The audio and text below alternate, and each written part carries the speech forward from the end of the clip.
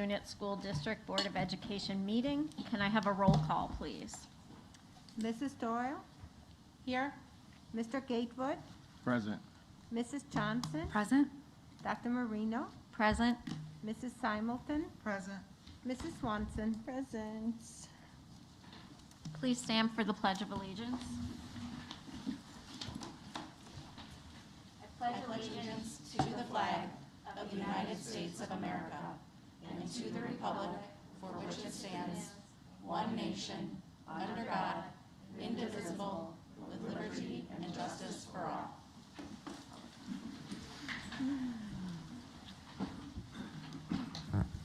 The Board of Education will elect an officer for the position of secretary. Nominations are now in order for office of secretary. Are there any nominations for secretary? I would like to nominate Jennifer Johnson. Second. I'd like to nominate Allie Swanson. Bite your tongue. Okay. Are there any other nominations for secretary? No. Are there any further nominations for secretary? Are there any further nominations for secretary? Okay.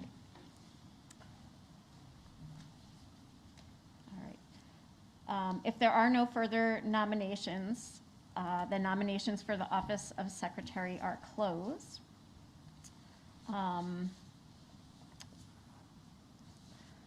Okay, so we are going to take a vote. All those in favor of Jennifer Johnson, please raise your hands. Do you want this? No. It's all you, kid. Okay. All those in favor of Allie Swanson, please raise your hands. Stop it. Oh, sorry. You've been here longer. Okay. Sorry. Jennifer Johnson receives the majority of the votes cast and is elected secretary to the Board of Education. Congratulations, Jennifer.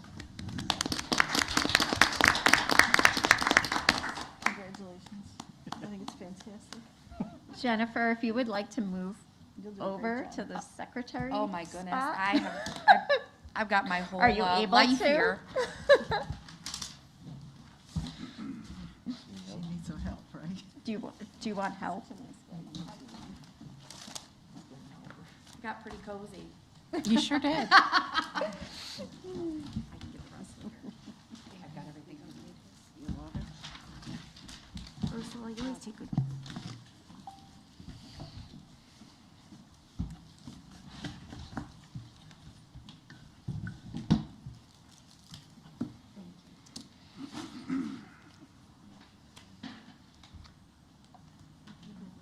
I didn't know it was an official seat.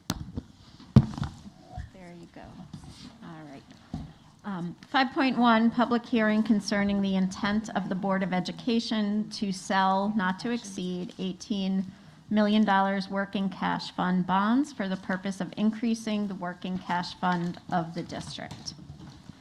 Tonight's meeting will start with a public hearing concerning the Board of Education of SD308, Kendall, Kane, and Will counties, Illinois proposal to sell working cash fund bonds in an amount not to exceed $18 million to increase the working cash fund of SD 308.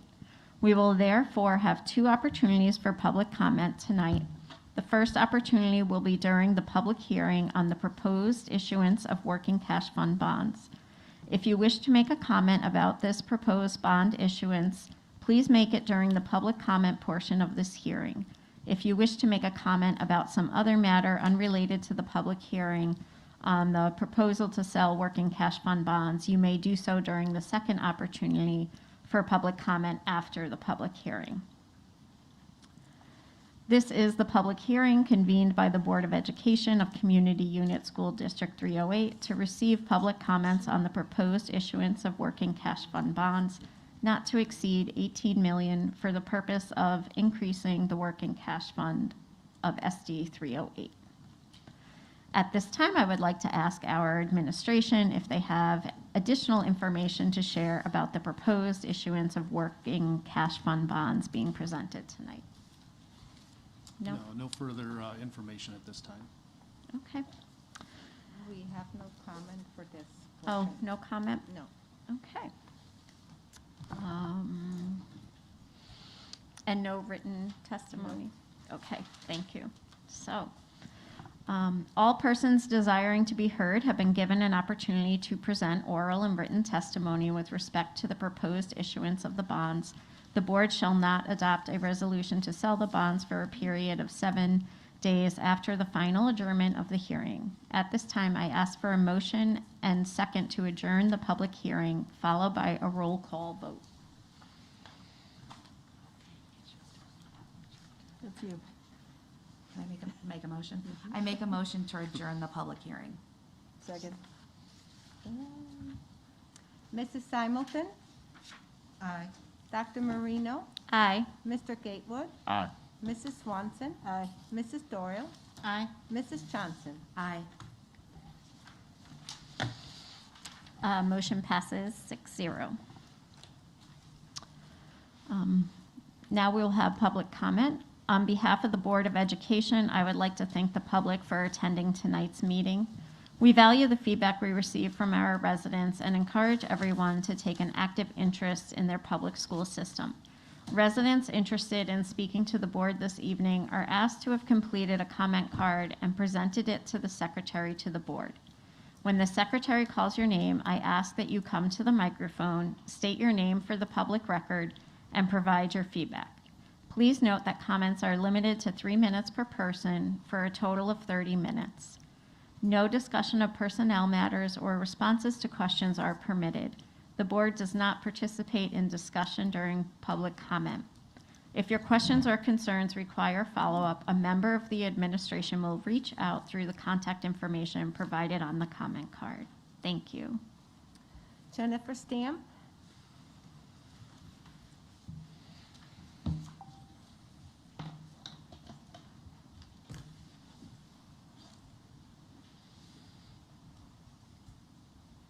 Hi, my name is Jennifer Stamp. I have a daughter in the 3rd grade in Oswego. According to Illinois Department of Public Health data, school is the #1 place of exposure in our region for COVID. Our region is at record cases, with a 29% transmission rate today.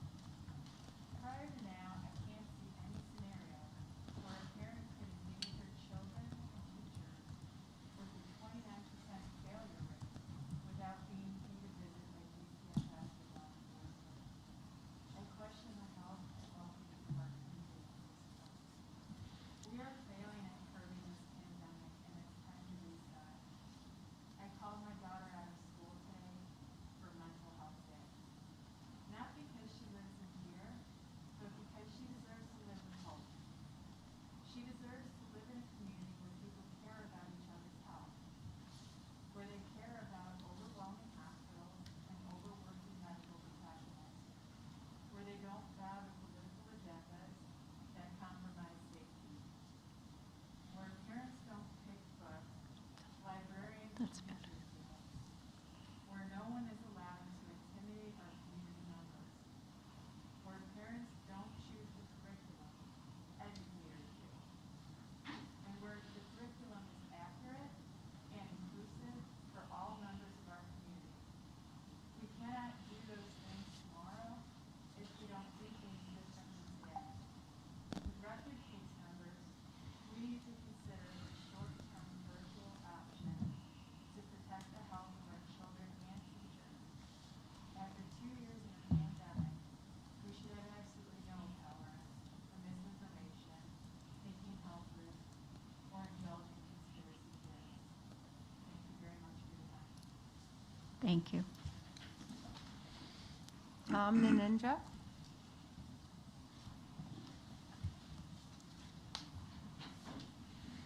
Good evening. Very, very quick tonight. I wanted to start off by thanking the school board and the school for getting the children back into school today in person. It has done so much good for both my son and my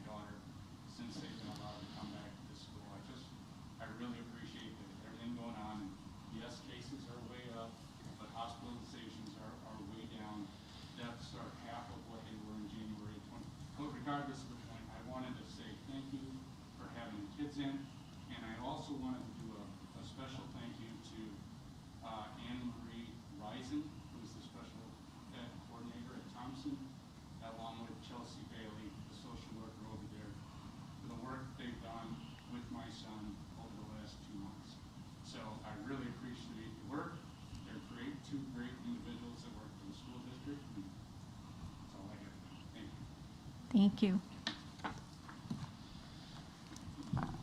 Drew Nicholson.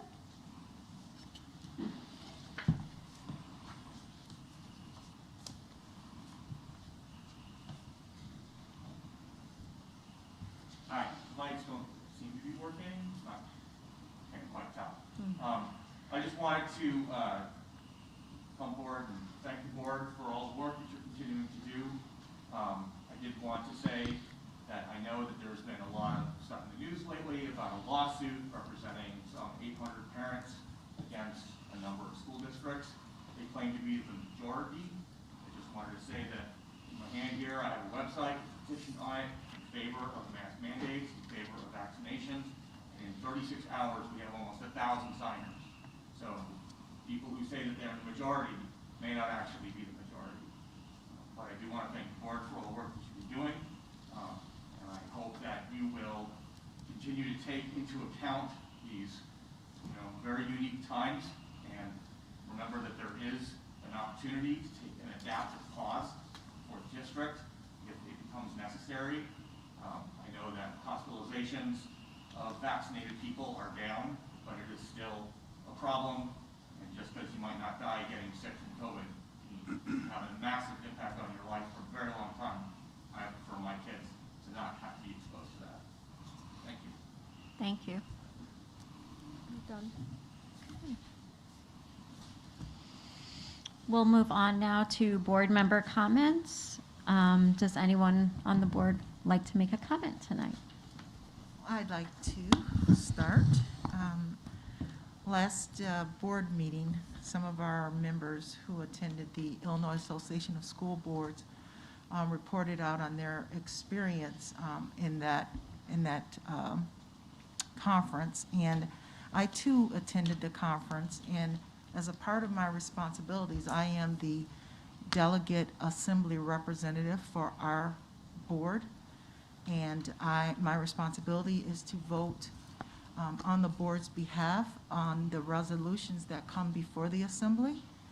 And I wanted to just kind of briefly share what the experience was within the assembly. And it's an opportunity for the district members to have voice and to provide direction for the Illinois Association of School Boards.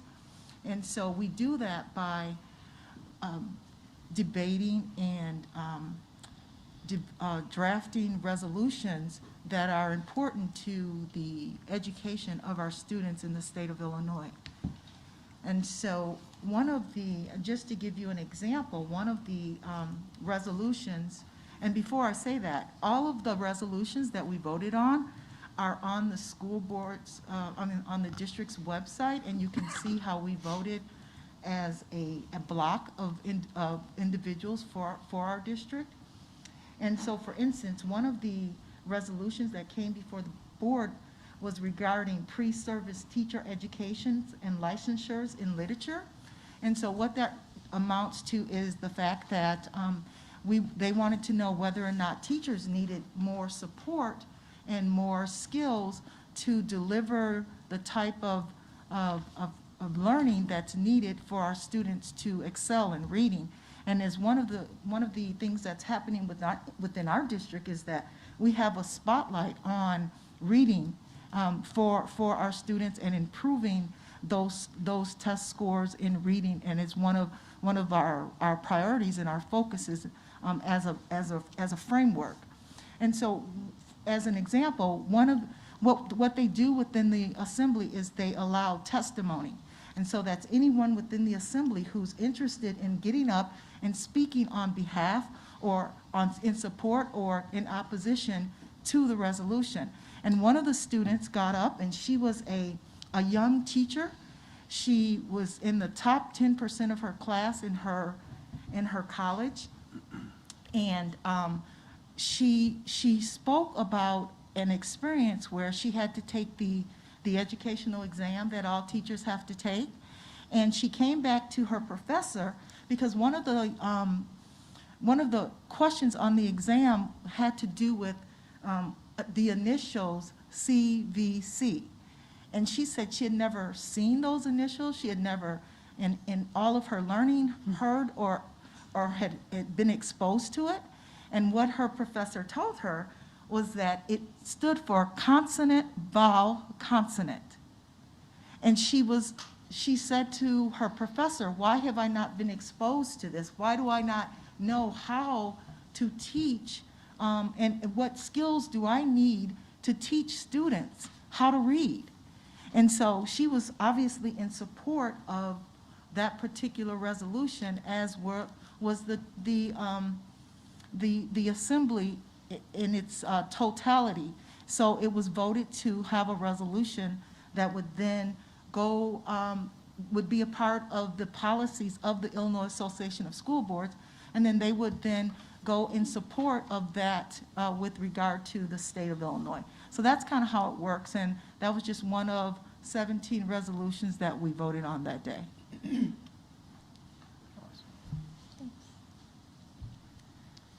Oh, can I just give a shout out to the Human Library? So I don't know if you're all aware, but on Martin Luther King Day, the Human Library, which is an international organization, and they partner with our school district to bring the Human Library in a virtual form. And what that is it's where people are books and reading is a conversation. So you log on, individuals then are placed in rooms where they can ask questions of these books. And these books are people who have lived experiences in all different areas of life, and they're interested in sharing their lived experience with the readers. And so I would encourage anyone who's interested in, just exploring more about different individuals who they might have questions about, their lifestyles, how they live.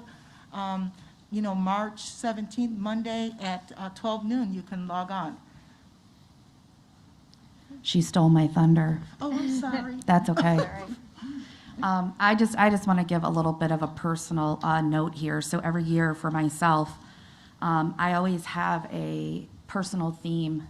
Last year was what's the best that can happen versus what's the worst can happen. This year is assume positive intent. So as we start to move forward in bringing our students back today, we do know that we are going to have a lot of absences, teacher absences, bus driver absences, support staff, and student absence.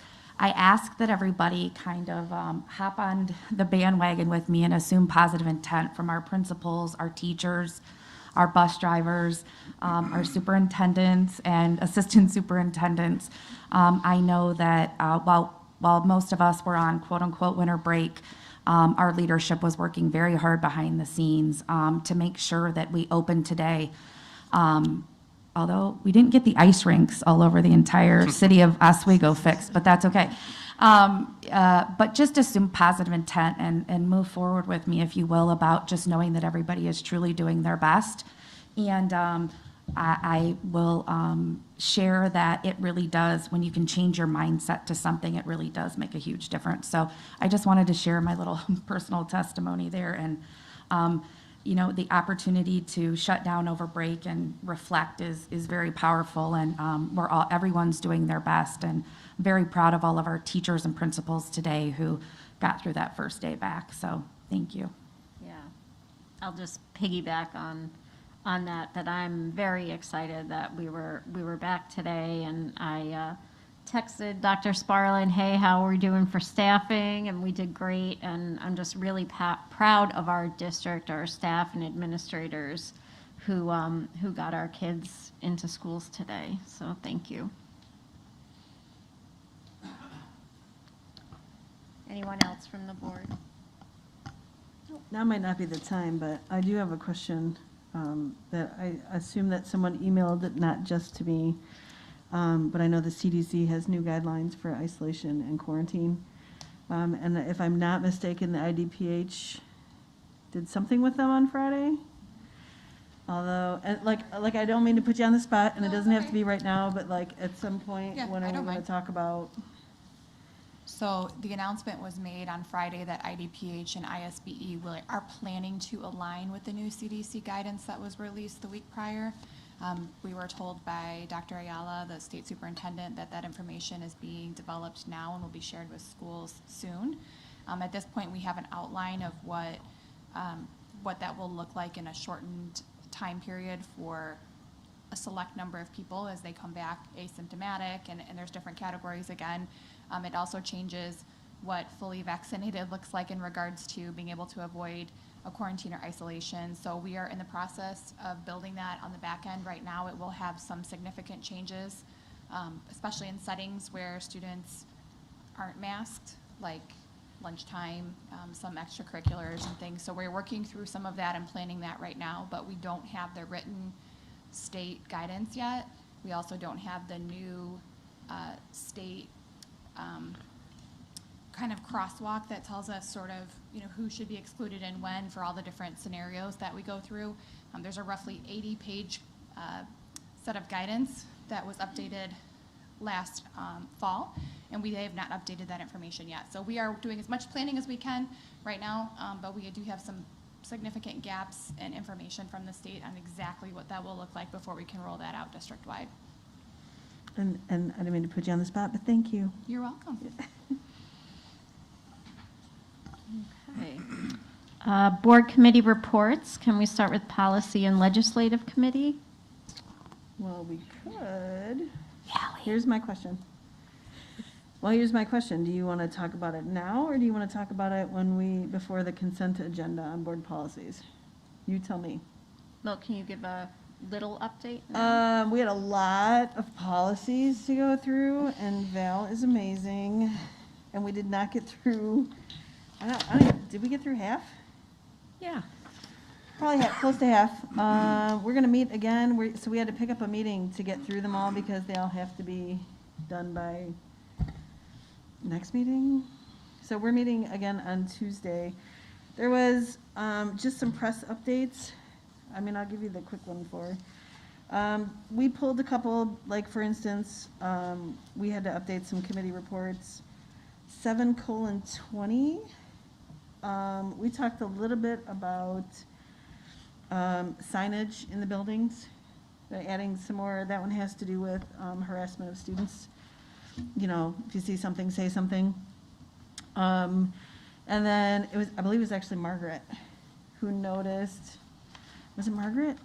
Somebody noticed that on our district website we have a button where you can do something, and I want to say it was Margaret Darnell from here, from OE, but we needed to actually add a student one because we had ones for parents and teachers and not. So we have to do that. And then we just kind of talked about it going, how it was being funneled, and it needed to funnel straight to the building level first, like if a student put something in the button on the website, that it should go like right away to the district building. So we kind of talked about that. We talked about a lot. 5 colon, let me make sure this one might have got pulled. Nope, that one got pulled. Hold on. 1:30. So we updated our school district mission, and we changed it over to match our strategic plan. And I will tell you that there was a pretty big split in the room. And while I realized that we all voted on our equity statements, I also thought it was worthwhile to take some time and let the members of the committee have the discussion. And the discussion really kind of centered around, they were okay with the equity statements with the exception of the word racism, right? And we kind of had maybe a little bit too long of a conversation about it in regards to, we kind of didn't get finished what we needed to finish, but I think it was a good discussion. I think it was well worth having, and I think it reflects our community. So, there are still some members of our community and our board who, still have a problem with some of the wording. But beyond that, on 1:30, that was it, I guess. Oh, we wanted to add science, where it says student learning, improved literacy, math. That's for another day. I think that one needs to go to the Teaching and Learning Committee. Mm-hmm. So as we talk about. Which number is that? That was all 1:30. It was same, okay. We just, I am a science teacher. And then 4:165 was actually added. That's a brand new policy. So hold on, let me make sure that was on here. Oh, wait, did we not put that one on there? I don't see 130. So we had some questions on that one, so that must be coming on the next one. We had some questions from Maureen on that one. That one is a new policy that has to do with grooming behaviors. And it said K through 8, and we were questioning on whether or not we could make it K-12. Some of the committee, where it says parents would be provided in written notice of commencing. Actually wrote check with faith, which I clearly did not do. And then we wondered if adding it to the syllabus covered that. And then a Maureen question was, can we make it K through 12, or is there some law about making it only K through 8? Which section was that? That was 4:165. That was providing parents information about the sexual grooming content. And then, hold on, there was a lot of policies. There was some general updates. Ken Miller had some stuff that he updated. Our counselor changed our wording back to school counselor, I believe. Oh, on personnel leave, 5:250, which is also not on there, so I'll skip it. Hold on. 5:330 is also not on there. Did I screw this up? Oh, some of these we might not have finished our changes to. I guess that's it. I'm gonna assume that that's all of them that we went through, because we stopped on 5:100. Sounds like it was a very busy meeting. It was a lot. Oh, and then, nope, also not on there, never mind. I think the other positive thing that came out of our committee meeting is that we really spoke a lot about using or crossing over with our different committees and working together to make sure that all of committees are working towards forward progress, so that if we have questions that really don't belong, that we're not sure of in policy, make sure that we work with the other committee members to get their feedback, so that we're not putting a policy forward and then going backwards to say, well, what does somebody think about it? So I thought that was excellent. And I think the other thing that is very important is that this is a 5-year review, so we're going to be doing a lot of this year, reviewing a lot of policies. So you'll get to see a lot of them. And teaching and learning. And teaching and learning. Well, I'm not going to steal Mrs. Dahlquist's stage tonight, but we spoke about social-emotional learning and where we're at with that. And we really spoke about what we wanted to do next month. So I'm not going to really belabor that, and I'll let her discuss our SEL update. Sounds good, thank you. And you're up, Dr. Sparling. All right. Well, good evening and Happy New Year, Board. I hope that everyone had a nice holiday season, and I'd like to welcome everyone back, students and staff, to the second semester of the 21-22 school year. Tonight, my comments are going to start on a sad note. This past weekend, we were informed that OE freshman Madeline Latuca passed away. It is with deep sadness that School District 308 joins the Oswego East families, staff, members, and students to extend our heartfelt sympathies to the family and the friends of Madeline. We are deeply saddened by this tragedy, and our support is extended to all individuals and families who knew her. The loss of life is difficult, but the loss of someone so young is most challenging. I ask that we keep her family and friends in our thoughts at this very sad time and very difficult time for her family and friends.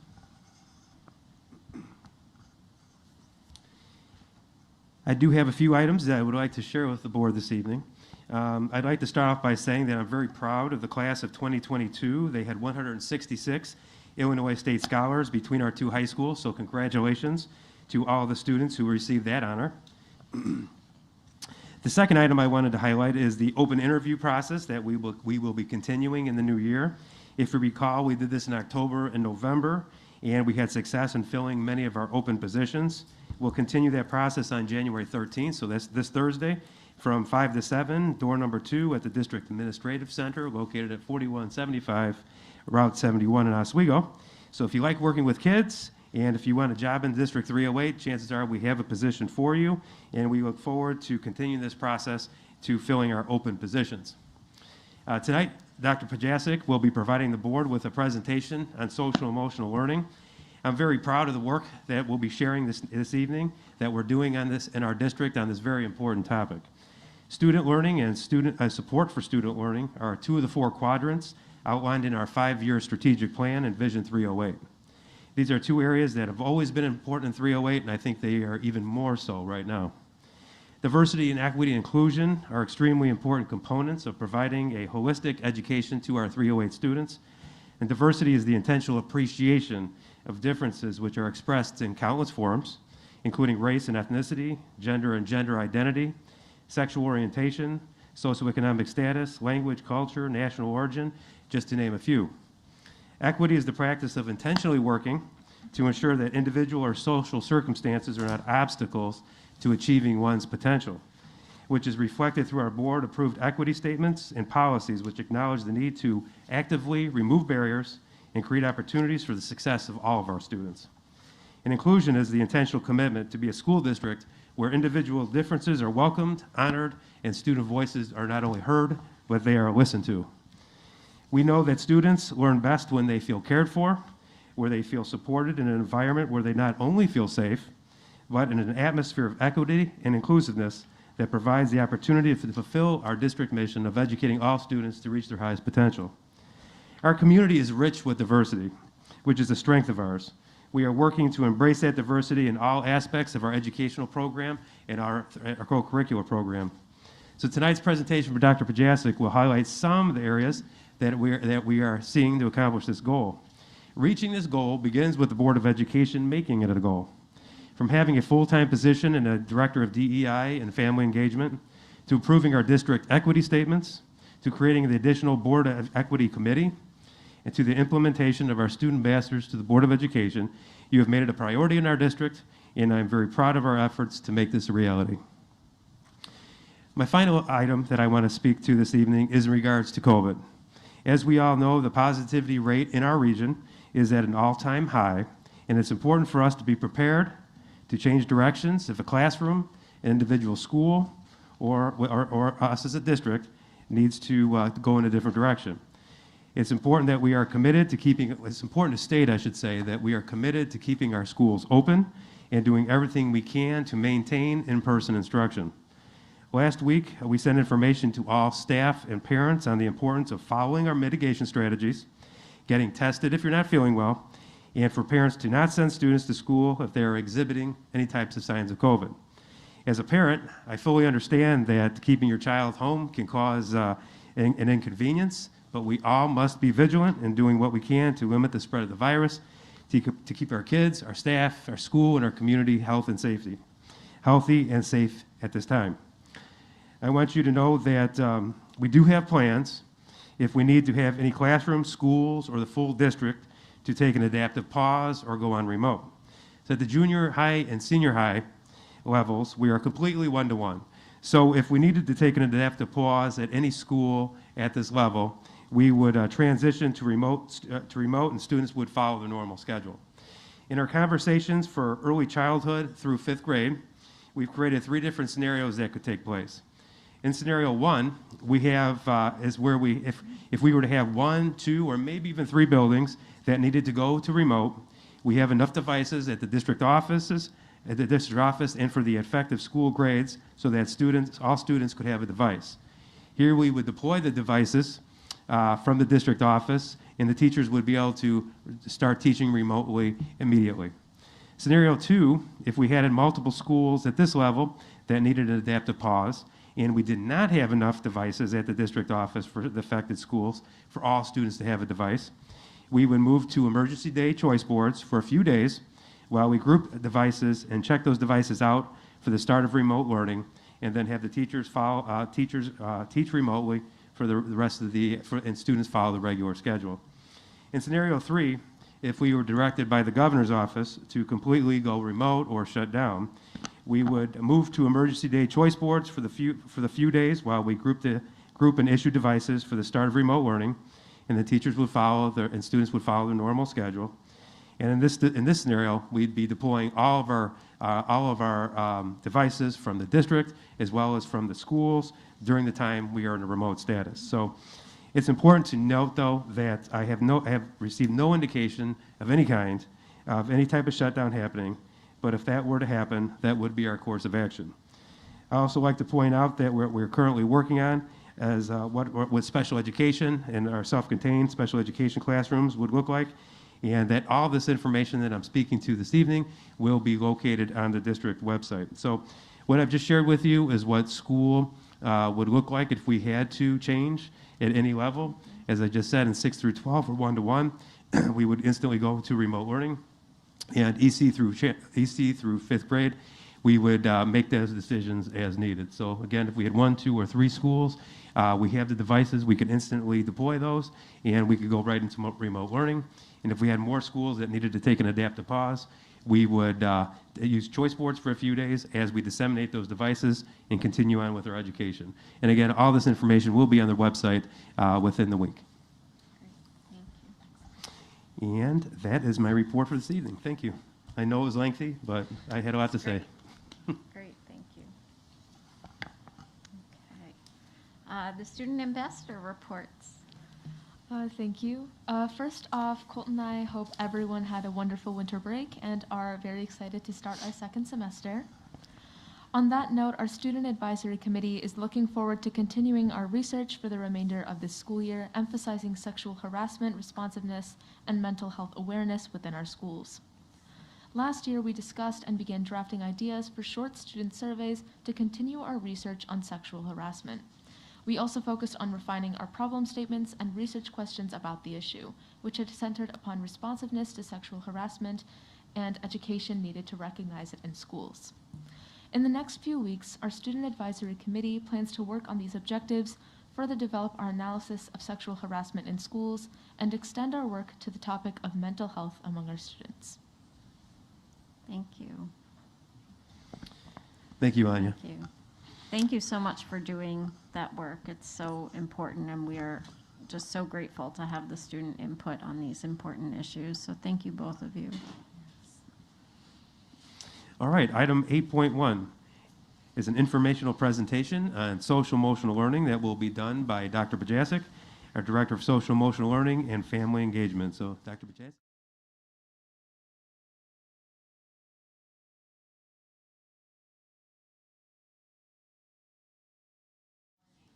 I really appreciated what Dr. Sparlin said about how that has continued to become more important over the last several years, but it's something that we've been working on for a very long time.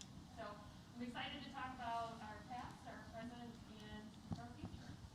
So social-emotional learning became a topic in schools as of the 2003 Illinois Children's Mental Health Act. And at that time, the act required the development and implementation of social-emotional learning standards to be created and then implemented by various school districts. All of 3 of those goals represent 5 key areas of social-emotional learning.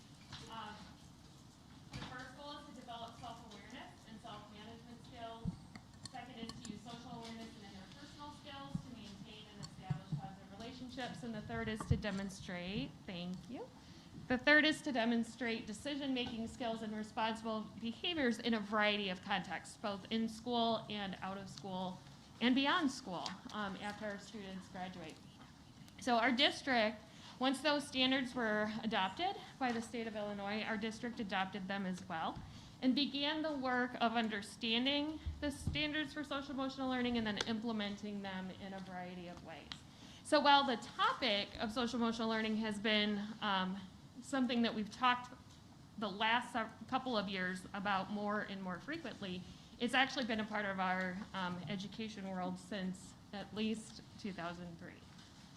Social-emotional learning is the process through which children and adults acquire knowledge, skills, and attitudes in order to implement a variety of skills and strategies into their lives. So to recognize and manage emotions, demonstrate empathy and concern for others, establish and maintain and enhance positive relationships, handle difficult situations constructively.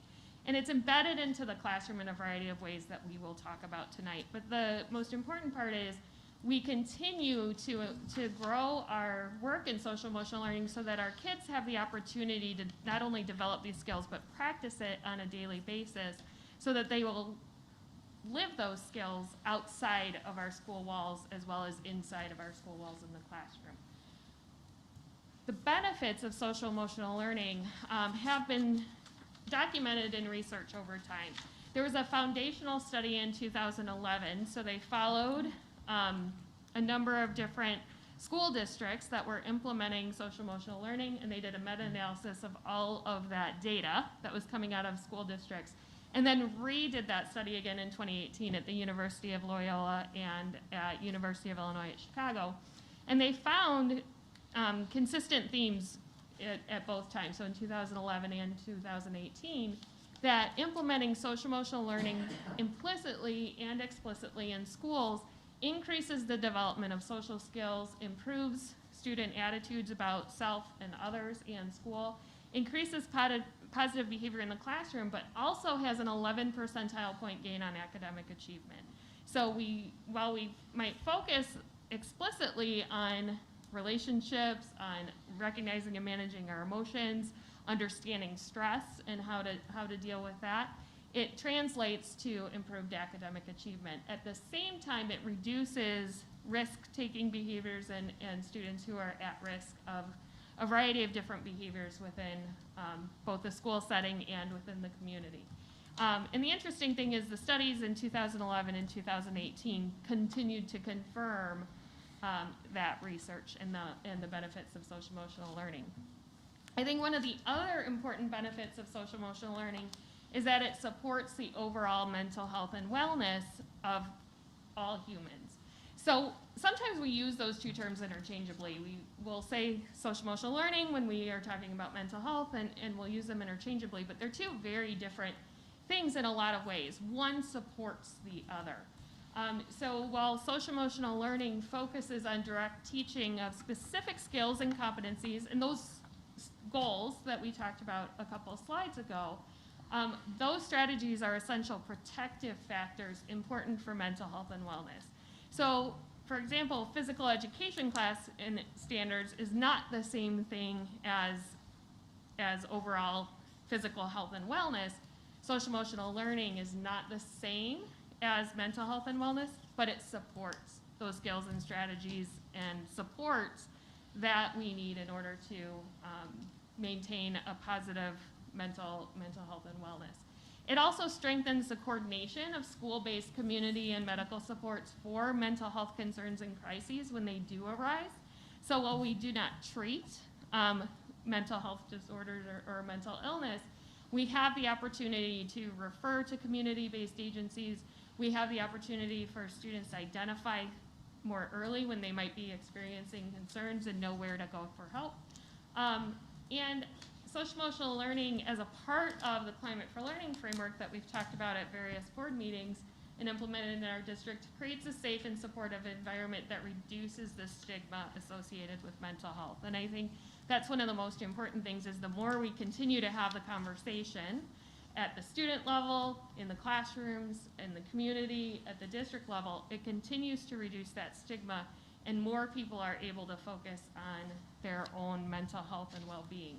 And I know personally over the last 20 years, I've seen a difference in education in the way my students 20 years ago talked about things like stress or anxiety or depression and the way students talk about it now. I think they're much more in tune both with themselves and their peers. They're more willing to talk about it at home or with school personnel, and they have a better vocabulary and knowledge base with which to do that, and I look forward to that continuing to grow as we know mental health is a nationwide concern for all people right now.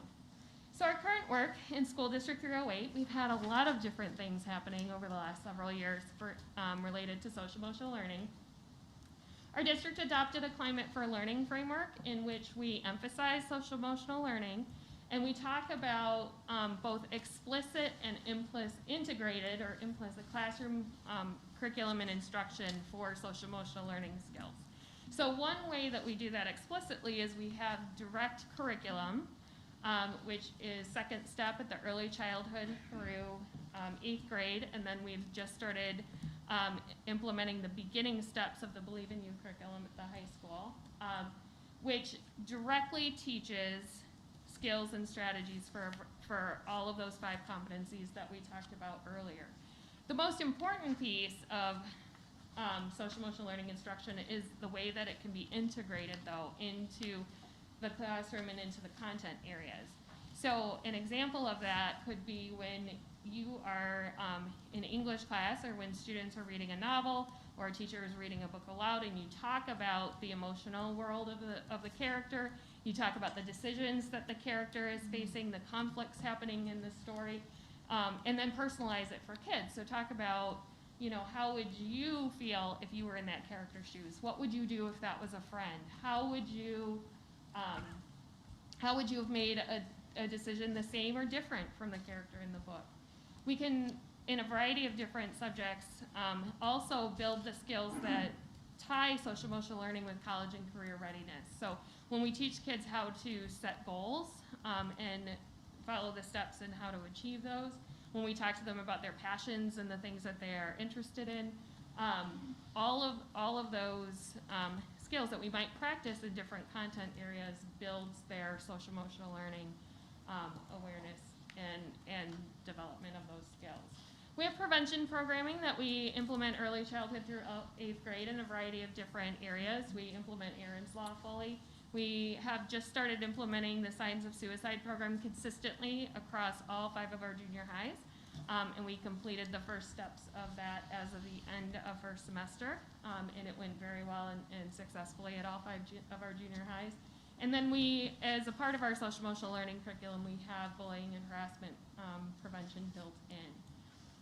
We do provide a variety of individual and group interventions for students, so when they are struggling in various areas of social-emotional development or social-emotional learning, they have the opportunity to receive direct intervention and instruction in those areas.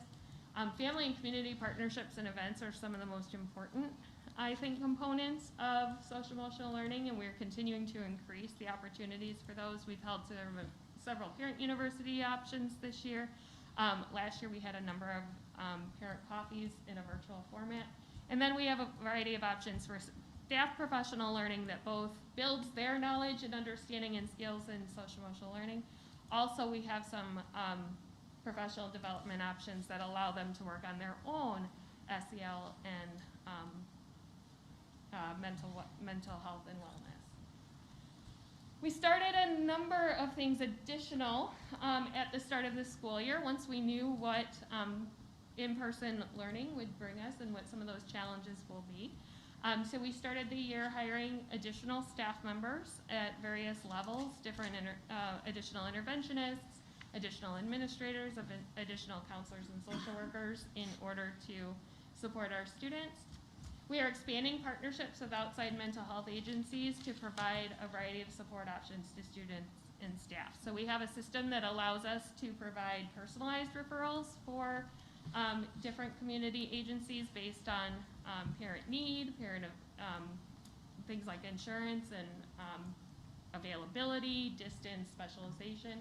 And then we are also starting in a couple of weeks to implement psychoeducational groups in the schools run by clinical mental health practitioners at Family Counseling Services.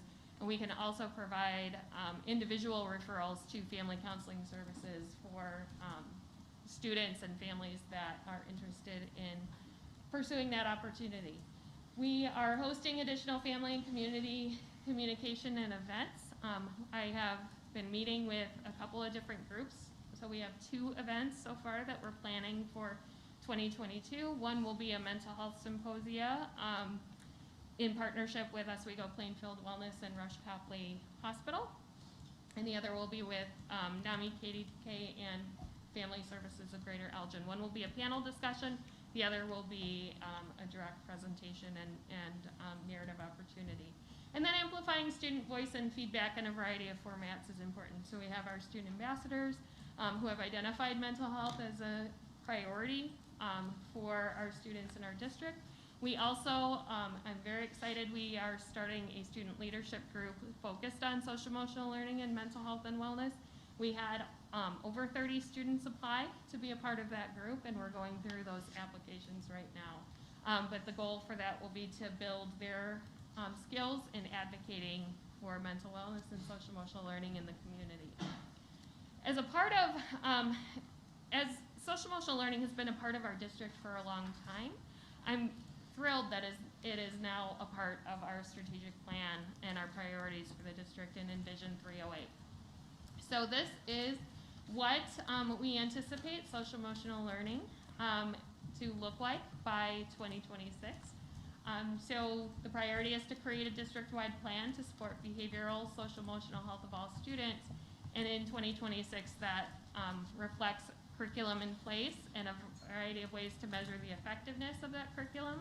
The SEL standards are reinforced daily for academics, and there's a full system of intervention and support for both internalizing and externalizing behaviors. So we tend sometimes in support to focus on more visible outward behaviors, but we also have a large number of students who internalize their social emotional needs, so things like anxiety, depression, stress, some of those areas. So what that looks like in current progress is we have updated our social emotional learning curriculum resources. For K-8, we implemented the new Second Step Digital Elementary and Second Step Middle School, which was revised in 2021. We had the original version of that curriculum for almost a decade, and we have now updated to the newest version. And then we have in our Explorer Mindfulness program. We're creating common behavioral expectations at the school level, implementing the beginnings of the Believe in You program at the high school during student support time. We're training on reviewing discipline data with a variety of admin groups, and then have developed a district restorative practices leadership team. Those members have been identified, and we are scheduled to begin training in February. So indicators of success a year from now.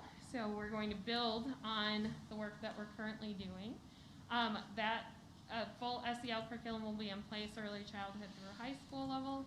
Schools will have both established but also taught and positively reinforced their common behavior expectations.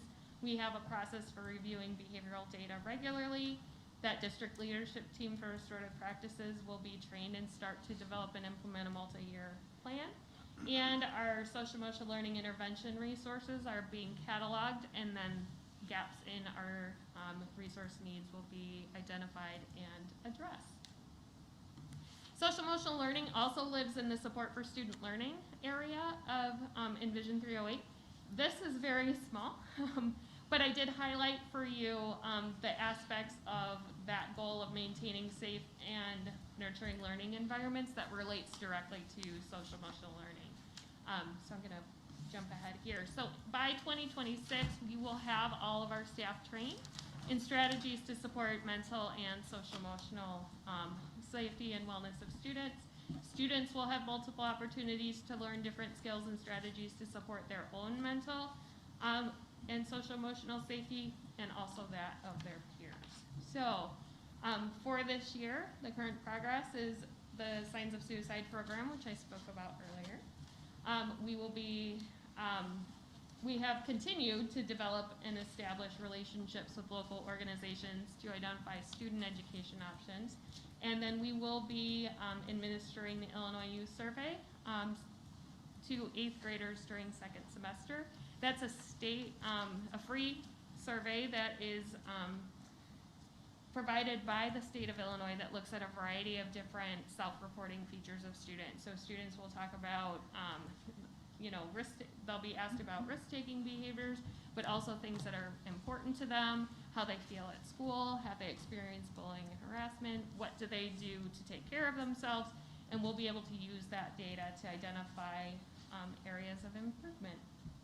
So a year from now, we will expand the Signs of Suicide program to the high school level. A staff training plan will be created, and the first steps of implementation will be in place to provide staff with systematic training in how to identify and respond to student needs in the social emotional learning and mental health area. The Illinois Youth Survey data will be analyzed for areas of need.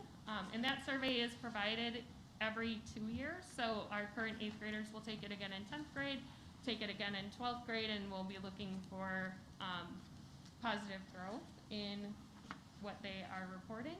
And then additional education programs will be identified and selected based in part upon that youth survey data. So taking that survey opens up the opportunities for a variety of different programs in different social emotional learning areas that can be implemented in our schools.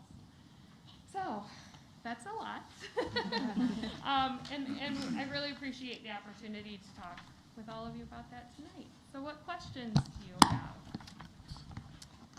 I just have a quick question. I apologize for not asking it before, but have we looked into bringing in mental health first aid training? Yes, that is actually the training I was referring to.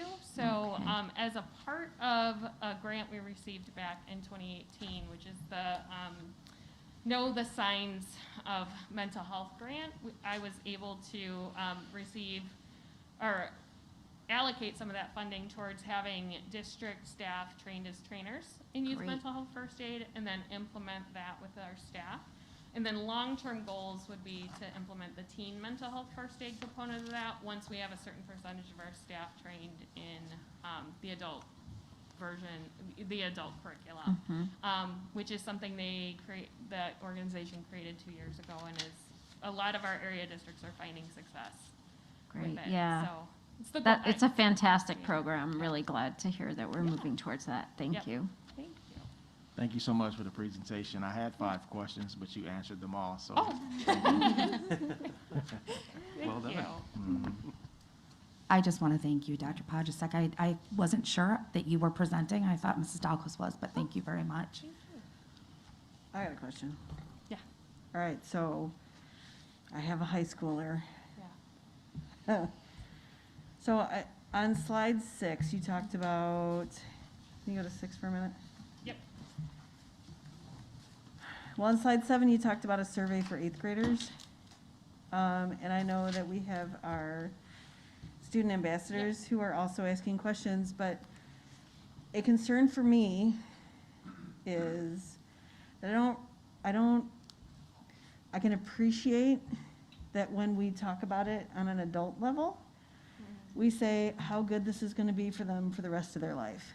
But the reality is half of our, probably a minimum, I may be lowballing, are during these kinds of presentations are on their phone and on playing games and they're texting and they're snappy chatting and they're doing all the other things that tiki-taking and that they do. But like, so I can appreciate that a lot of our staff, and I have talked to a lot of staff, are doing it with fidelity. Yep. I mean, and they're really trying to get the kids to buy in, and they're telling them to put their phones away. My concern is that, A, you got to get your staff to buy in if you want your kids to buy in, and the fact that it's not very interactive for me means that I know my kid's going to zone out. Like, as much as he needs to hear it from somebody other than mom, because if I say it, it's wrong no matter what. But somebody else could say the same thing and be right. But, like, I guess what I'm looking for is a way to make it more interactive, a way so that when we're doing this, like maybe at the end of the month, like, and I don't know how you guys feel when you're sitting through these presentations, what are, like, you know, every other week. I mean, you be honest with us. Like I don't want you to be talked to. I want you to be talked with, and I want you to be a part of it. And I, like, you know, as a mom and a teacher looking in, I feel like it's a lot of talking to instead of talking about, but you guys tell me if I'm wrong. I mean, yeah, I would completely agree with that. Like, in our SEL days, our student support times and stuff like that, every other week, it does kind of have that tone of not really as a group in that classroom interacting with each other. I know, you know, me personally, you know, I'm not always the most attentive to those things. I mean, it's just being a student that's not. I appreciate your honesty. You know, it's not saying that it's not interesting, it's not needed. It's just I don't know, maybe the way that it's being given to us. I mean, like you brought up, it's being told to us, we're not interacting with each other, with the teacher. It's kind of just, okay, this was given to us and we're supposed to give it to you. Right. I think in middle school, I think I was in 6th or 7th grade, and we did get a presentation on how to identify sexual harassment and how to respond to it accordingly to keep yourself and others safe. But I do remember, you're exactly right. It is a lot of talking to, and I feel like that leads to people zoning out. It leads to people understanding that it's an important issue. There are, like, I would like to say that no student dismisses it as a problem, but it's not taken seriously enough, especially with the student survey results that we got, that so many students were concerned about it, and we didn't really get that interactive instruction that we needed to make students feel like, oh, I'm safe in my learning environment. So I definitely agree. Having a more interactive teaching process for issues like this is really important, especially in that safety aspect. Right, and I realized that I just threw this right out of left field for you. Oh, no. But, like, I spend a lot of my time all day long doing differentiation and how do you get kids engaged and how are we talking to each other. And, again, it's a skill. Yep. And not every teacher has it. And I think a big part of this is training with the staff. But I think another big part of this is it has to include the kids. Yep. I think even this committee would be a fantastic sounding board. Like, here's what we're planning for SEL. Like, how could we make this, more interactive? How could we engage the students more? Yep. Like, you have a whole group of kids who, like, are looking for a way to kind of reach out and engage other kids. And I think that if we're really going to do this and we're going to really spend some time on it and do it with a lot of fidelity, we have to have their voice in it. Absolutely. Yep, I agree with you, and I really appreciate the student ambassador survey that was done this fall. Dr. Waller has shared with me some of the results and the topics of conversation revolving around mental health, and has asked me to be a more an active part once you move into that component. I agree also. I think it comes down to a lot of teacher conversation, support, training. A lot of our teachers are doing an absolutely fantastic job. We also have other teachers who, even if they may implement some of those interactive strategies in their content area, it's new and uncharted territory for them to have topics of this Right. caliber of conversation. And I think, continuing to support them and help them with that. We're in the very baby stages of direct curriculum at the high school level. Until Right, but now, there's been a dearth of resources. So for here's it. my fear with that, right? So, like, I 100% get that we're in the baby stages. Yep. But what happens this year when they zone out, and now next year, oh, it's that again. And by the third year, like, stick a fork in it. Do you know what I mean? And again, I realize you're probably talking, 15, not even 15 more days of this. Like 8 or 9 probably.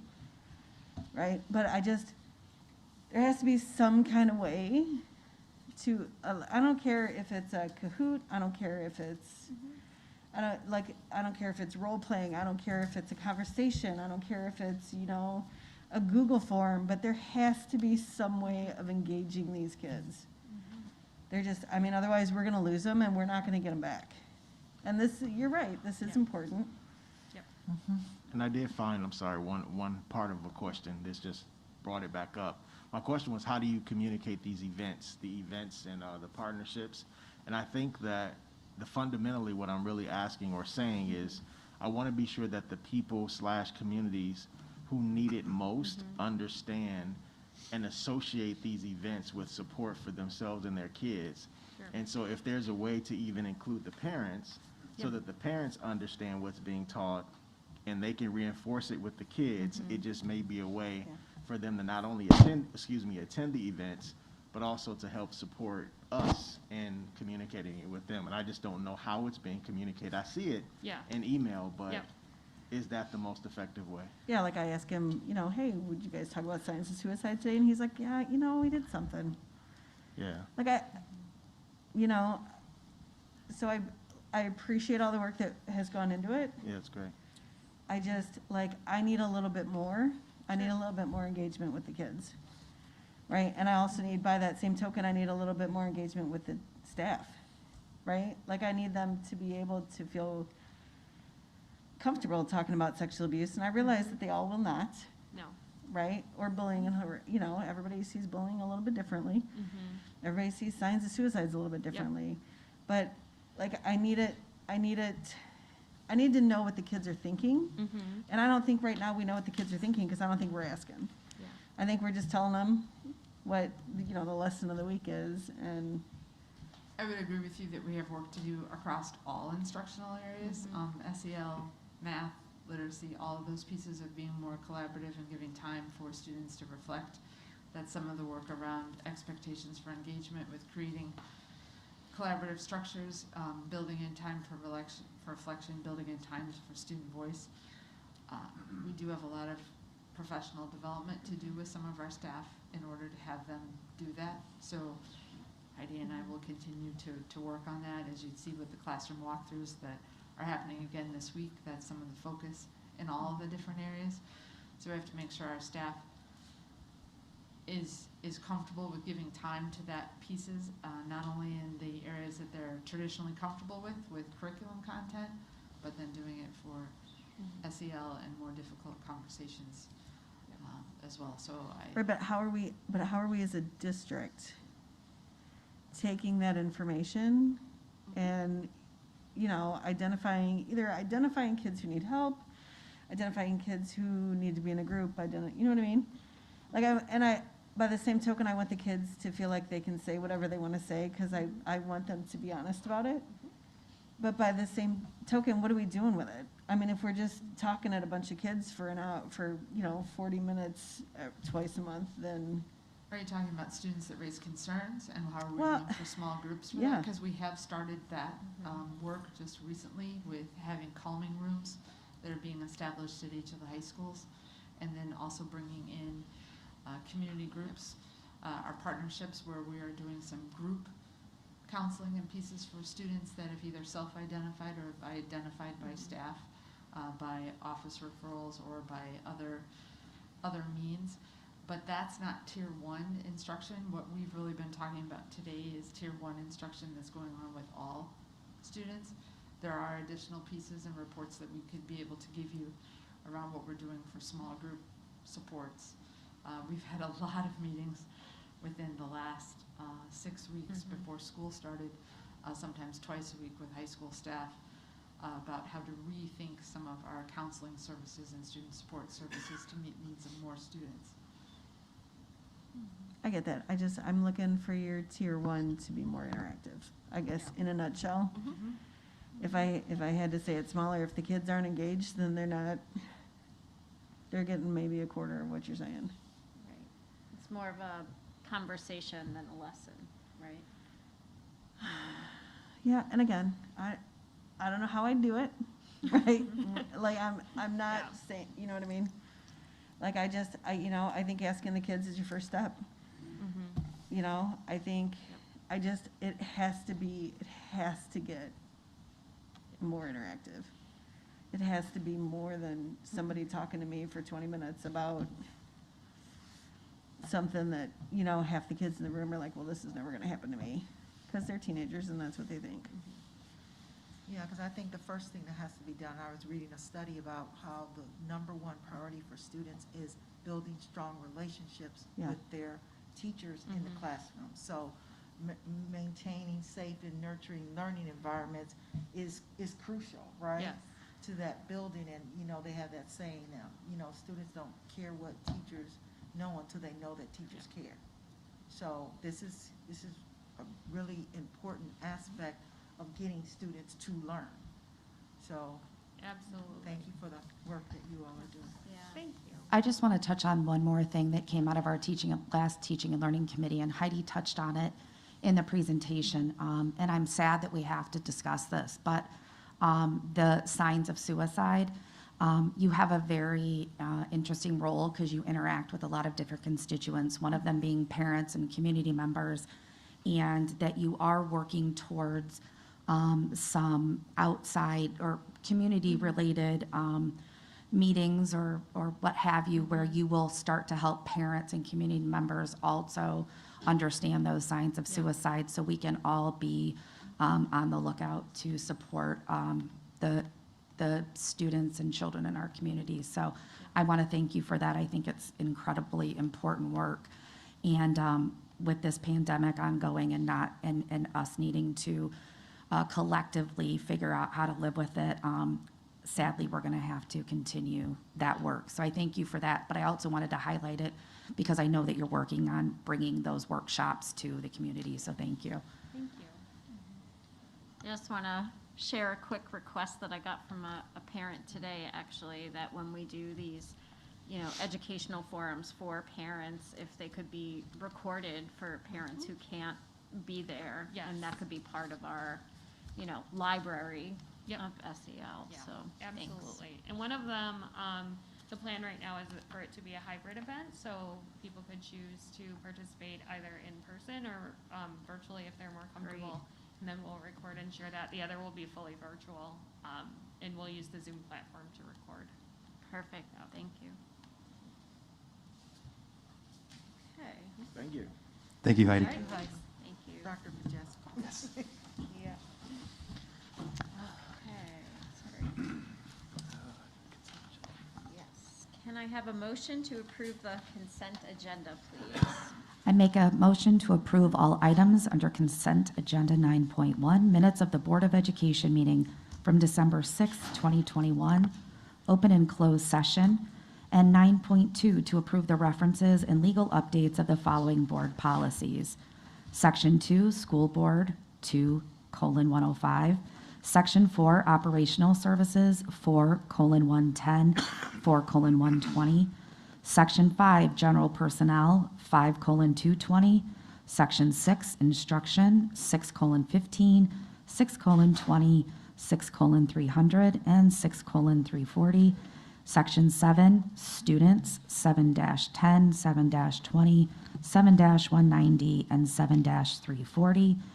And Section 8, Community Relations 8:70 and 8:100. Second. Mr. Gatewood, Aye. Dr. Marino, Aye. Mrs. Simulton, Aye. Mrs. Swanson, Aye. Mrs. Doyle, Aye.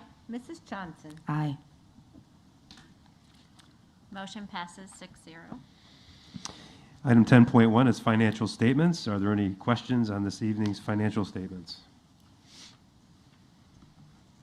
No, but thank you for answering those and sending them out to everybody. You're most welcome. I appreciate that.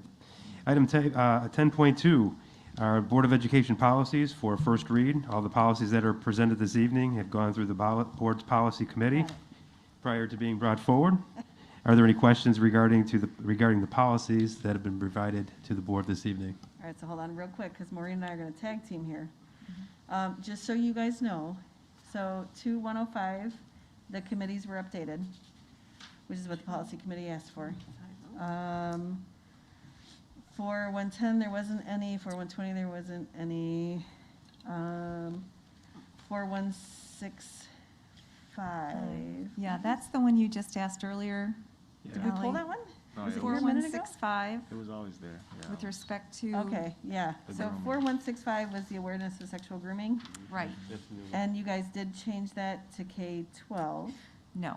No, K-8 okay. is what the law allows. Okay. So the comprehensive health education instruction has to occur from K through 12, but a specific law in Article 27-13.2 allows for students in grades K through 8 to be exempted out from their parents, but not for students in high school.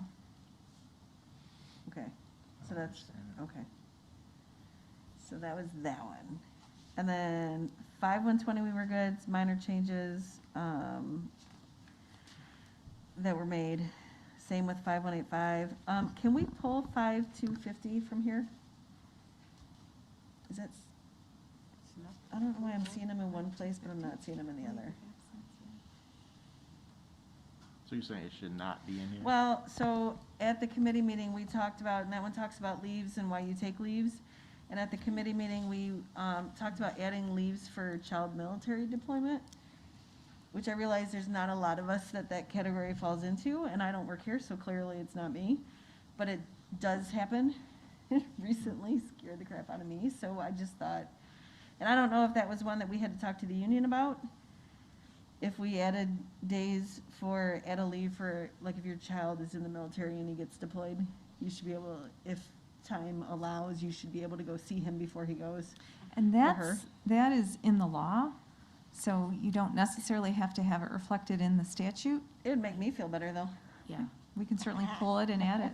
Yeah, so I would like to pull it. I also wanted to pull 5, I don't know if we need to pull 5:330, but we did fix that one. On first page, last paragraph. A maximum of 3 bereavement days, and in one place it says 2, and the other it says 3. So that might just be a typo we need to fix. So do I need to pull it to fix that, or? That's 5:330. Ellie, when you say pull it, are you going to take it back to the policy committee, I or don't are we think we going need to to- ask us I to make don't- adjustments just to I bring it mean, back yeah, for if the we can just make an approval? adjustment, Yeah. let's do that. Yeah. All right, then let's do that. And then, oh my gosh. I think the other ones we were okay with. Correct me if I'm wrong.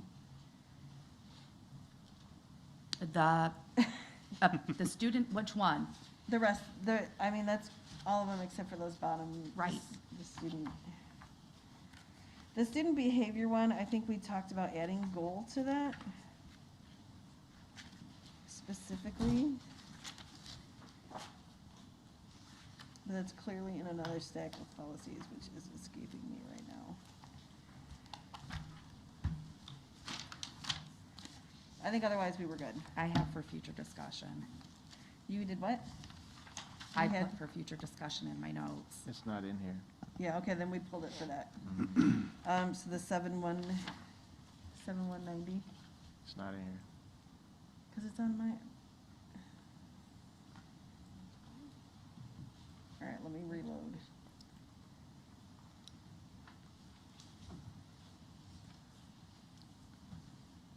Oh, that's weird. All right, then we're good. The other one was the student mask policy, which Maureen said we have to revisit every year, because clearly some of us would like to get rid of the masks. And some of us would not. So we will revisit that yearly. That was my only comment on that one. All right. Yeah, that, the first sentence in that says that the Board of Education has adopted a safety plan for the 21-22 school year. So the question is, I mean, that gets us through Yeah. May. The end of this year, yeah. Yeah. So, So when would we redo that one?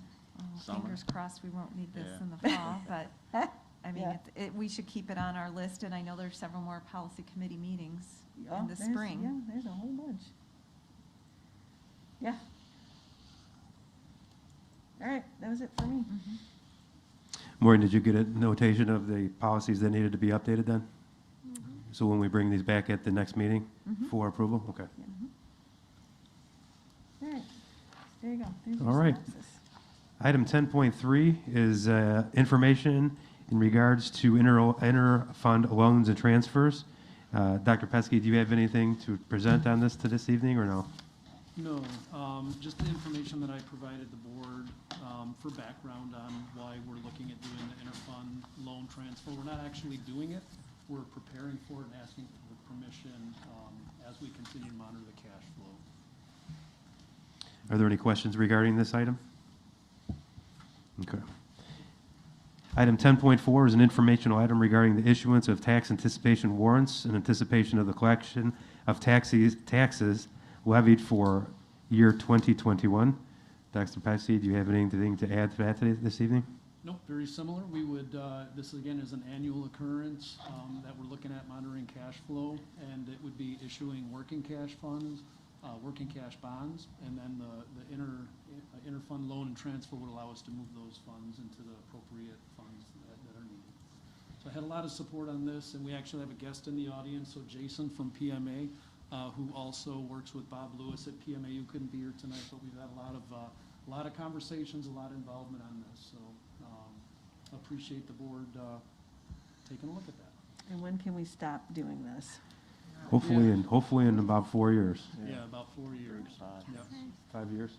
About But during that time period, we will see that number decrease, as last year it was 25 million, and this year you're talking about 20 million, correct? Yeah, Okay. we're, for the parameter is up to 20 million, but as we monitor cash flow, we'll monitor how much we really need and only issue what we need. Right, but you can't ask for 20 and then do it for 25. Correct. Correct, and we won't need to. Well, we've been at 25 for the last several years, so Yeah. going down anything is kind of welcome news. I think it's 3 years, Lori. I think so. Mhm. So, yeah, that's heading in the right direction. We've done it might be a little we've done it in 2 issuance, so we've done like a 16 million and then 9 million, and this is just up to 25 million, so. Good. All right. All right, item 10.5 is an informational item, which is a draft pool rental agreement for renting out the pool facility in the future. Dr. Petsky? Yeah, so after our last conversation, what I ended up, as the Board of Education knows, we have a facility rental process, but since we've had a Delta Aquatics program that we've run, we've never had to build we never had to build in the rent of the pool facility into our rental agreement. So in addition to that, there's a lot of questions about transitioning away from a district-owned swimming program.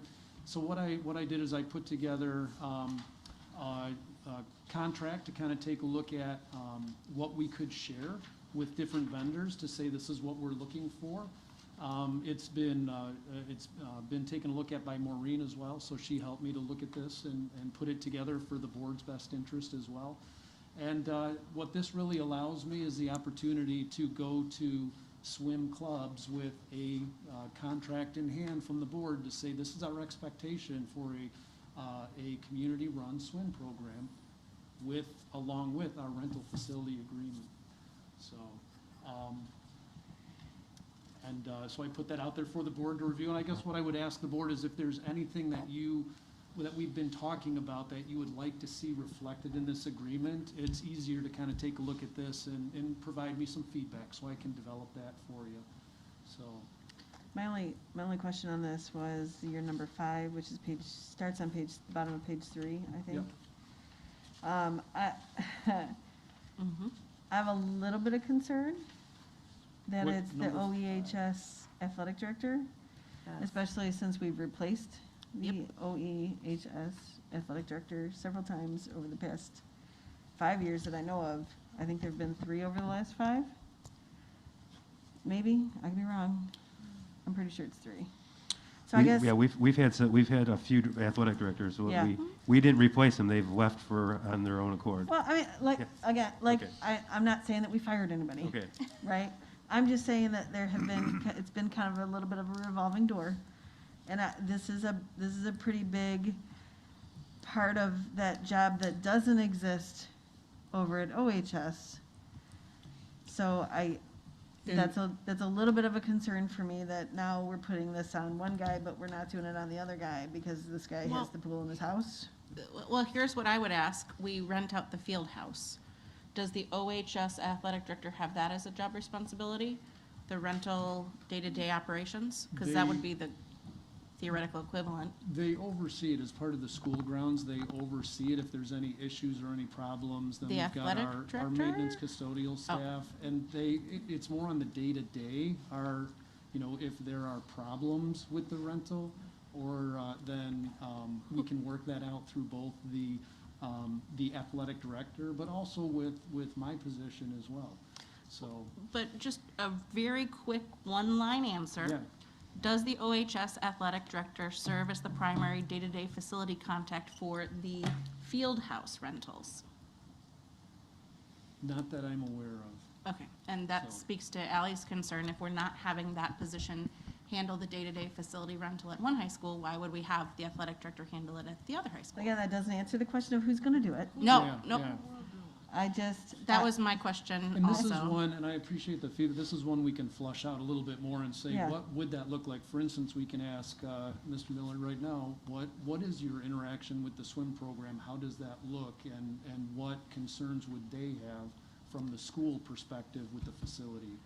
So, And that kind of speaks to my other question about this, which is the ranging from $35 to $160 per hour. yeah, I feel like we're talking about having some kind of standardization for all of our rentals. I can't remember when we talked about that, but because I know that each contract for the field houses, for the fields, for the pool, for the theater, for all the different things that we routinely rent out to others, do we have kind of a standard boilerplate rental fee for these as well, or just for the classrooms and buildings? And how do you get such a big range for the pool? yeah. And how that- are you ensuring that everybody who's renting facilities is actually paying for Yeah, facilities? and that's, for instance, if they just use a classroom at a school or a gym at the school, it depends on the impact of that usage. There's a Right, lot and of we have that equipment. written out.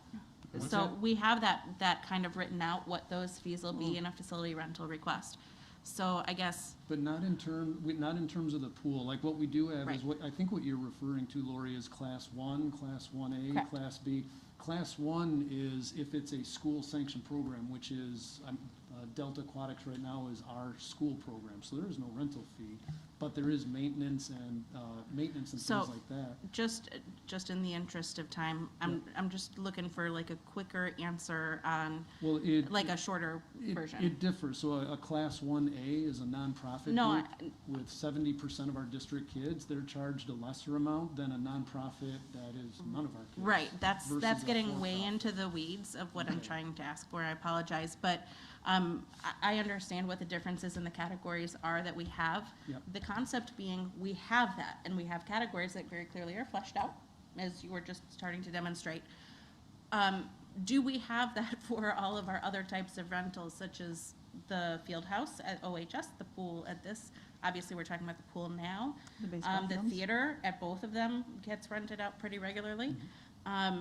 Do we have anything standard for that? Because I know that that has been an issue in the past where I believe we had one organization renting it for something like $25 a year or something for like the field house for like 20 years or something crazy. So that's what I'm trying to address, is making sure that when I see a range like $35 to $160 per hour, that's a pretty big range. Yeah. yeah. Can you, in about one or two lines, kind of share how you got to that range? Just surrounding districts and what they charge. For instance, Indian Prairie charges $50 for nonprofit, and they charge $150 to profits. Okay. So it's that, So it's not a range, it's just two specific dollar amounts. and it could be a range in between there. For instance, the difference between like a Class 1, Class 1A, or a Category 2. That's kind of how we're set up with our performing arts centers too now, is if we have outside community groups using it for profit versus if it's a student sanctioned club or there's more attendance for students, there's a tier of pricing for that. So I can definitely share more information with the board on how our fees are structured for the rentals based on the different categories. Because I would expect that those reflect the costs associated with running those facilities for those rentals. And I think I'd like to see something a little bit more standardized for the pool rather than just, I don't know, it could be between $35 and $160. That, to me, I'm gonna look for the $35. But if I qualify for the $160, I'm gonna try for $100. Yeah. And we need to know what it costs us to rent it, not just what the category is. Okay. So that's what I would like to see. Thank you. Okay. I just have two questions regarding, back again to the athletic director. Is this on top of their Mm-hmm. Yeah. 1% full-time equivalent, 1.0 full-time equivalent? So is this, okay. And then how is that compensated? Does it self-liquefy from the fees that we earn?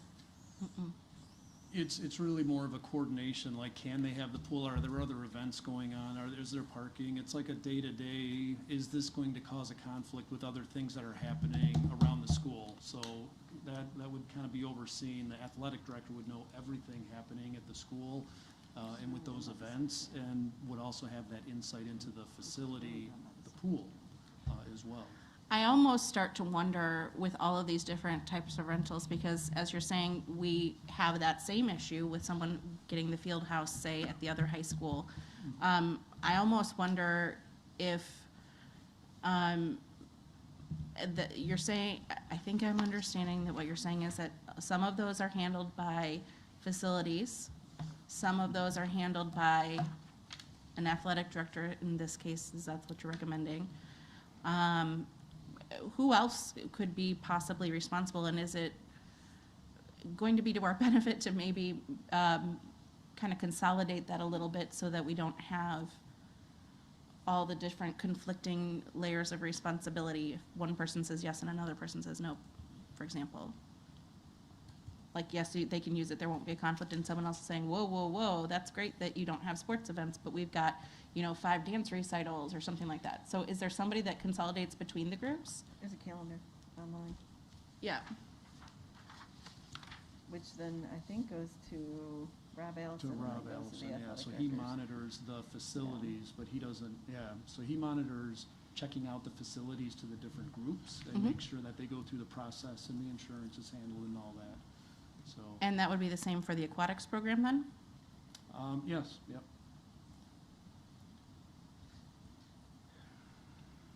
But again, this is They just would something we're rent the shopping facility around. through it, but this is, and Yeah. that's where too, it's like there's the rental fees and whatnot, and then there's our expectations of how the program runs. If there are issues with how the program is run, if it's on a day-to-day, if it's a new owner coming in, they can walk out some of the expectations that we have, they can work Mhm. that out with the school, through the athletic director, through the facilities, and then through our office coordinating the facilities. There's a conversation that can be had there. Okay. That's all my questions. Ta-da, next. Thank you, Dr. Petsky, for putting that together. I think it really reflects what we asked you to do. Good. I was gonna say, what I'll do is I'll take this again and now I'll start approaching, I know some of you had mentioned some contacts that you might have that you would want me to talk with and looking at other organizations and see where interest lies in the program. Great, thank Okay. you. Okay. So 11.1, approval of bills for payment. Can I have a motion to approve the bills for payment, please? I make a motion to authorize the payment of the bills in the amount of $2,697,597.80 as presented. Second. Dr. Marino, Aye. Mrs. Johnson, Aye. Mr. Gatewood, Aye. Mrs. Swanson, Aye. Mrs. Doyle, Aye. Mrs. Simulton. Aye. Motion passes 6-0. Approval of Stewart Farm lease extension. Can I have a motion to approve the Stewart Farm lease extension, please? I make a motion to approve the Stewart Farm lease extension for a 2-year term ending January 29th, 2024. Second. Mrs. Doyle, Aye. Mrs. Swanson, Aye. Mrs. Simulton, Aye. Mr. Gatewood, Aye. Mrs. Johnson, Aye. Dr. Marino. Aye. Motion passes 6-0. Okay, so action on uniform grievance procedure complaint. Can I have a motion to approve the action on the uniform grievance procedure complaint, please? Read what's in there, or did we amend it? Right, is there? I make a motion to authorize Dr. Marino to prepare a written decision affirming the findings of complaint manager Kenneth Miller with respect to the November 11th, 2021 complaint filed by Mr. Wayne Harshberger. Second. Mrs. Swanson, Aye. Mrs. Simulton, Aye. Dr. Marino, Aye. Mr. Gatewood, Aye. Mrs. Doyle, Aye. Mrs. Johnson. Aye. Motion passes 6-0. 11.4, student disciplinary case 2021-22-1. Can I have a motion for the student disciplinary case 21-22-1, please. I make a motion to expel student 2021-22-1 and then assign him to attend the alternative goal learning program through the first semester of the 2022-2023 school year pursuant to the board's written findings and decision. Second. Mr. Gatewood? Aye. Mrs. Johnson? Aye. Mrs. Doyle? Aye. Mrs. Swanson? Aye. Dr. Marino? Aye. Mrs. Simulton? Aye. Motion passes 6-0. Can I have a motion to approve the personnel report, please? I make a motion to approve the personnel report as presented. Second. Mrs. Johnson? Aye. Dr. Marino? Aye. Mr. Gatewood? Aye. Mrs. Swanson? Nope. Mrs. Doyle? Aye. Mrs. Simulton? Aye. Motion passes 5-1. Can I have a motion to adjourn? All. I will make a motion to adjourn in 1 second. I just think we need to remind the community that we are accepting applications for the open school board member through January 19th. The application can be found on the SD308 website. With that, I would like to make a motion to adjourn. Second. All in favor? Aye. Aye. Motion passes 6-0. We are adjourned. Okay. Now you get to sign things.